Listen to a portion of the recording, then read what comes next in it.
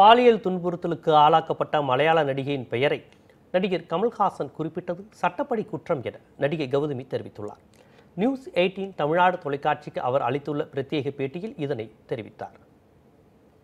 நடிகர் கமல்ஹாசன் அவர்கள் அதாவது தேசிய மகளிர் ஆணையம் மன்னிப்பு கோரணும்னு சொல்லி, அதாவது கேரளாவில் ஒரு முன்னணி நடிகை பாலியல் அவர் பெயரை குறிப்பிட்டேன்னு சொல்லி ஒரு கருத்துக்காக அவர் மன்னிப்பு கோரணும்னு சொல்லிட்டு ஒரு நோட்டீஸ் அனுப்பியிருக்காங்க. அதுக்கு அவர் ஒரு மன்னிப்பு நான் கேட்குறக்கு தயார் அப்படின்னு சொல்லி அவர் சொல்லியிருக்காரு. அது குறித்து நீங்கள் என்ன நினைக்கிறீங்க? இது குறித்து என்ன சொல்ல முடியும்னா, ரொம்ப வேதனை உள்ள விஷயங்க.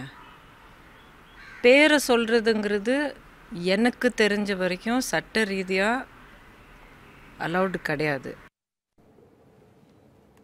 ஒவ்வொருத்தருக்கும் விமர்சனம் செய்யக்கூடிய உரிமை உண்டு என்றும் விவாதம் இரண்டு தரப்பிற்கும் நியாயமான முறையில் இருக்க வேண்டும் என்றும் நடிகை கௌதமி தெரிவித்துள்ளார்.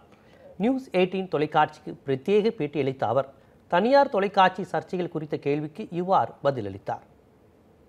தனியார் நிகழ்ச்சியை தடை செய்யணும், நடிகர் கமல்ஹாசன் அவர்களை கைது செய்யணும் அப்படின்னு சொல்லி மகளிர் அமைப்பிலும் சரி, கட்சிகள் அமைப்பிலும் சரி, தலைவர் அமைப்பிலும் நிறைய கண்டனங்கள் வருது.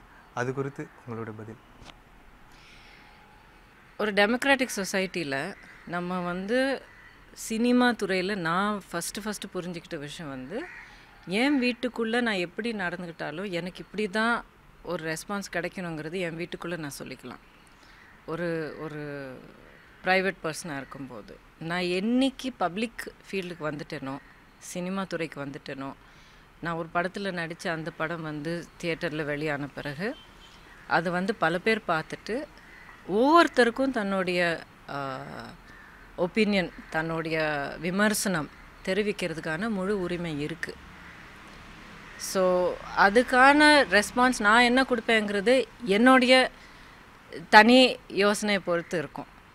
நான் எப்படி ரெஸ்பாண்ட் பண்ணணும், நான் எப்படி அந்த விமர்சனத்தை நான் எப்படி எடுத்துக்கணுங்கிறது அது என் மேலே இருக்குது, அந்த பொறுப்பு என் மேலே இருக்குது. ஆனால் சொல்லணும்னு நினைக்கிறவங்களுக்கு சொல்லக்கூடிய முழு உரிமை இருக்குது.